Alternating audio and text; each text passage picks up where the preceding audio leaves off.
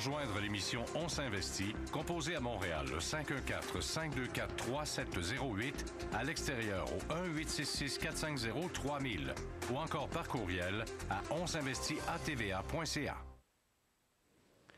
Ça fait déjà une couple de semaines qu'on vous en parlait, qu'elle viendrait nous rendre visite, Mme Paul Rousseau, qui est gestionnaire au Fonds Sprott.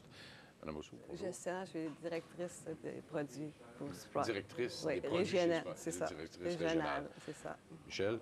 Bien, en fait, on a invité Mme Rousseau parce qu'on en a parlé plusieurs fois des fonds Sprott. Hein. C'est une famille de fonds très connue au Canada.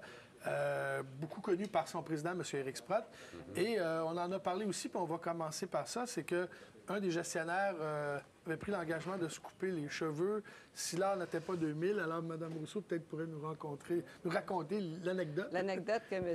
Charles Oliver, qui est gestionnaire du Fonds Aurifères et Minéraux Précieux, répète autant à qui veut l'entendre qu'il va se raser la tête le 16 avril 2012 si l'once d'or n'atteint pas... Le lingot d'or n'atteint pas 2 000 le l'once d'or n'atteint pas 2 000 Alors, il dit qu'il va faire ça devant BNN, la chaîne BNN. Moi, je suis prête à fournir le rasoir. Ah oui? J'y ai pas dit encore, mais... Parce que je vais regarder, juste pour le plaisir de la chose, je suis allé chercher le contrat d'avril 2012, juste pour le plaisir. On s'amusait un peu. Le contrat... Bien, c'est parce que les contrats à terme sur l'art. Et là, on est à 1542,90. Disons que ça va pas tellement bien aujourd'hui pour votre gestionnaire.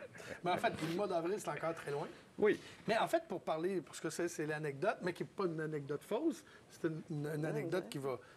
Enfin, on va voir ce qui va se passer. Mais la famille de fonds Sprott est surtout connue pour l'expertise de M. Sprott et des gestionnaires sur les métaux précieux. Puis ça, c'est une fausse, je pense, impression qu'on a? Ou c'est plus ce que c'était. En fait, on veut élargir le mandat de la firme dans le sens qu'on veut faire profiter plus les gens qui ne veulent pas nécessairement investir dans des fonds qui sont spéculatifs. Donc, on a fait venir une équipe de revenus fixes l'année dernière. Aussi, on a élargi notre équipe de gestionnaires. À partir de 2007, on est allé chercher 2 gestionnaires de chez Sceptre, Alan Jacobs puis Peter Emoff. Alan avait une grande expertise en petite capitalisation boursière, donc on est allé chercher pour venir chez nous. Il y avait eu des rendements extraordinaires quand il était chez Sceptre. Il y avait eu des rendements de 19 annualisés sur 14 ans. Il y avait juste une année négative en 14 ans. Donc, M. Sprott a dit, venez vous joindre à notre équipe. Donc, maintenant, ce n'est plus un one-man show, ce n'est plus juste M.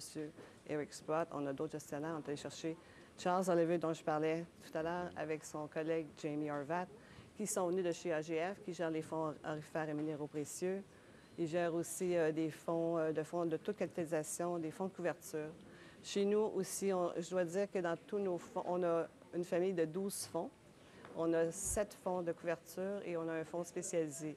On a aussi des fonds transigés en bourse et aussi on vient de sortir une nouvelle émission, un fonds stratégique. Alors, on élargit notre gamme de produits qu'on peut offrir à nos clients. Et je dois dire que dans tous nos fonds, puis ça, c'est rare que la plupart des compagnies de fonds font ça, on peut aller à découvert jusqu'à 20 Un des reproches qu'on a déjà fait au fonds Sprott, c'est que c'est parmi les fonds que le gestionnaire charge très cher. Puis M. Sprott le dit lui-même, il n'en est pas gêné. Par contre, comme il dit, c'est ce que les investisseurs ont dans leur poche. C'est aussi un des meilleurs fonds. Hein. Je crois le fonds Sprott Action canadienne, qui est le fonds le plus connu. Là. Moi, si nous en parler un petit peu. Bien, en fait, c'est parce que chaque fonds donne une prime de performance pour le gestionnaire qui dépasse de 1 l'indice respectif qui va avec le fonds. OK. Donc, les objectifs du fonds, c'est toujours de battre l'indice. C'est ça le but, la philosophie un peu chez Sprott. C'est de battre l'indice, c'est aller chercher de l'alpha, c'est aller chercher du rendement absolu. Alors, pour avoir une gestion aussi active, on va donner une prime de récompense au gestionnaire.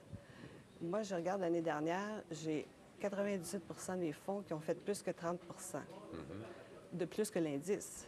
De plus que l'indice. J'en ai 11 là-dedans, c'est ça qui en ont fait plus que l'indice. J'en ai 4 qui ont fait plus que 50 Alors moi, ça me fait plaisir d'avoir des rendements aussi excellents, mais aussi, je suis contente parce que ça, c'est net de frais. Alors, je suis contente d'avoir du 50 dans mon portefeuille. Le fonds aurifères et minéraux précieux a fait 73,74 l'année dernière. Le Fonds d'Action canadienne a fait 57,56. Pourriez-vous nous en parler un petit peu plus du Fonds d'Action canadienne, parce que c'est le plus connu. C'est probablement le fonds chez vous qui a le plus d'actifs, qui existe depuis 1997. C'était le premier fonds. En fait, c'est notre flagship chez nous, c'est notre fonds vedette. C'est le fonds qui a fait probablement connaître M. Eric Sprott aussi à travers la province. C'est un fonds qui a 1,8 milliard d'actifs. C'est un fonds qui est principalement composé d'actions aurifères, actions axées sur l'argent. Aussi, on a des lingots d'argent et des lingots d'or. Alors, ceci représente à peu près 76 du portefeuille. Alors, je suis allé chercher justement le titre sur Bloomberg. On va le voir dans quelques instants. Là. Quand même, un fonds, en tout cas, dont le titre en bourse a fortement progressé aussi. Oui. Hein? Il y a eu une baisse en 2008, évidemment, parce que l'or n'a pas fait ce qu'on pensait qu'il aurait fait. Puis aussi, il y avait beaucoup de ressources qui avaient baissé en 2008. Oui. Mais le fonds est allé rechercher tout ce qu'il avait perdu, et plus depuis 2008. Le Fonds Sprott d'Action canadienne a fait combien de rendements depuis 1998 à peu près? Là, je sais que c'est un des meilleurs fonds sur 10 ans, je crois. Pas le meilleur, là, mais un des meilleurs si on regarde des banques de données de Morningstar. Bien, si je regarde, si un investisseur avait investi 100 000 en 1997, il y aurait aujourd'hui à peu près 1,44 million. Alors, c'est un rendement cumulatif d'à peu près 1303 Alors, c'est quand même pas si mal. Bien, le fonds l'unité valait 2,21 à cette époque-là, puis ça en vaut 47 aujourd'hui, c'est pas pire. Pas si pire. Je sens que c'est assez bien. Puis l'avantage de ce fonds-là, c'est bon, actuellement, vous êtes très concentré dans les métaux, or, argent, mais c'est pas une nécessité. C'est-à-dire, c'est que le gestionnaire se garde la latitude. Toute la latitude d'investir dans le secteur qu'il veut. Monsieur Sprott, il a une vision macroéconomique à long terme. Donc, quand il voit que dans un secteur, ça va aller bien, il va prendre l'opportunité qu'il y a dans ce secteur-là. Quand je regarde le fonds en 1997, lors de la création, il était principalement investi en technologie. Mais en 2000, il n'y en avait plus de technologie. Il était dans le pétrole et gaz. Alors, c'est un fonds qui évolue au fil du temps et au fil de ce qui est bon à acheter à ce moment-là.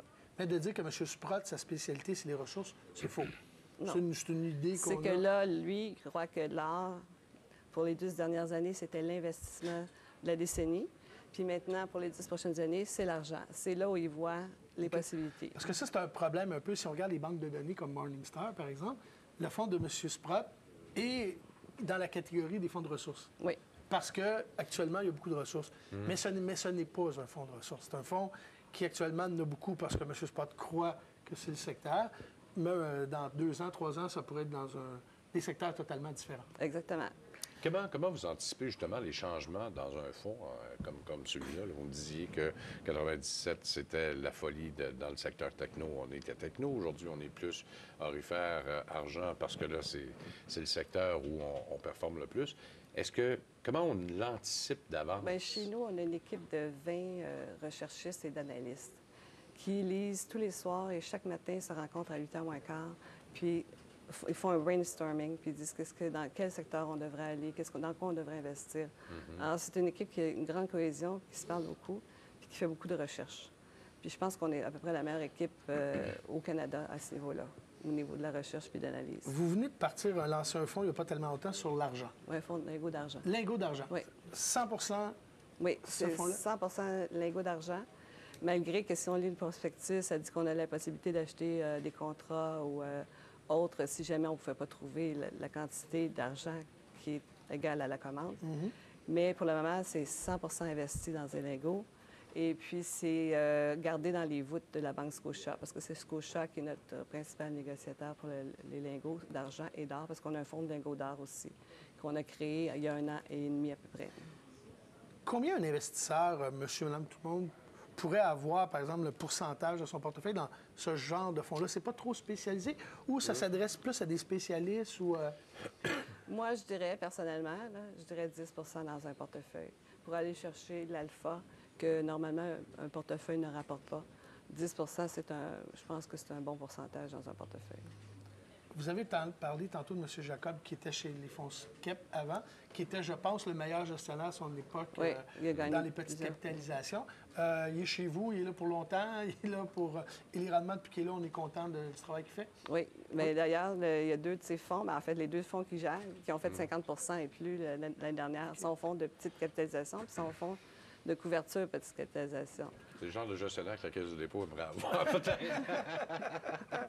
Vous allez rester des nôtres. On poursuivra notre discussion avec Mme Rousseau et Michel Marcoux dans quelques instants. Puis on va répondre aussi à quelques-unes de vos questions. Mais c'est les nôtres. À tout de suite.